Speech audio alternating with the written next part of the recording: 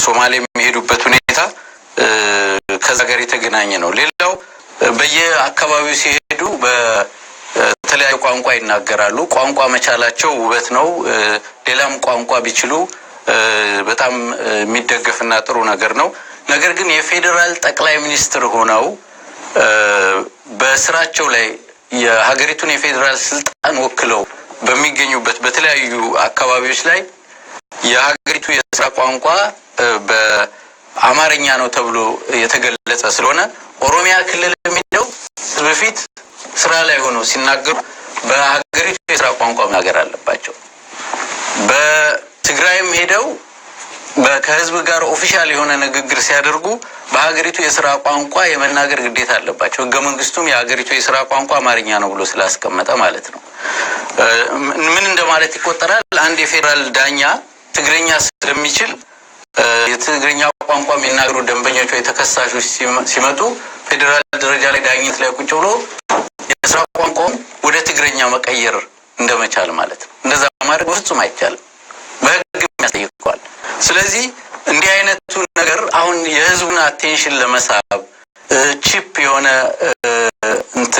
ምንድነው ተቀባይነት ለማግኘት ወይም ደግሞ አሁን ያለውን በተለያየ ሁኔታ ያለውን የህዝብ ተቃውሞ ለማብረድ ብቻ በየአካባቢው እየሄዱ ቋንቋቸውን እየቀየሩ የሚናገሩትም የተራ ፖለቲከኞች ወይም ደግሞ ዝም ብሎ የማስመሰል ስራ ሆኖ ነው የሚታየኝ።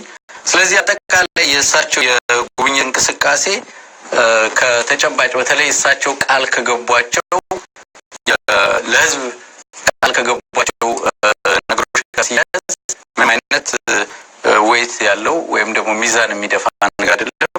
ወይም እሳቸው እየቀጠለ ማንነታቸው በጊዜው ማለት ነው። ተወርና ተጋር እንግዲህ የህዝቡን ማስተያየት እግረ መንገድ ታነሳለና እንደው ጊዜ እንስጣቸው የሚለው ነገር በጣም ጎልቶ ይሰማል። ብዙዎቹ እንያቸው እስከመቼ ነው የምናያቸው የሚለው ግን ገደብ የለምና ምን አይነት ነገሮች ናቸው ሊያሳዩን የሚችሉት ጊዜ በመስጠታችን እንደ ቀደም የርሚያስ እንደሳው አብኛቸው እንኳን አናቃቸው ብቻቸው ነው ሲባሉ ምናየው ምናልባት በቀደመው እየተጓዙ መሆኑን አልነገሩንም። ሊሰሯቸው ያሳዋቸው ምን አሉ?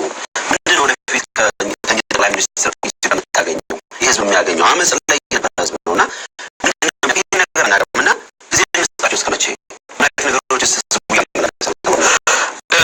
ከጊዜ እንጀምር ባጭሩ ያለኝ ማስተያየት መሆን ያለበት ብዬ እንደምጠቁም ከዛው ውጭም ሌሎች ወገኖች ይደረጋል ብለው የሚያስቡትን ማንሳት የሚችል ይመስለኛል። ኢትዮጵያ እንግዲህ ላለፉት 27 ዓመት የሄደችበት አስቸጋሪ ሁኔታ ግልጽ ይመስለኛል ለሁሉም ኢትዮጵያዊ በዘር በሃይማኖት በተለያዩ ነገሮች አንዱን እንዲጠላ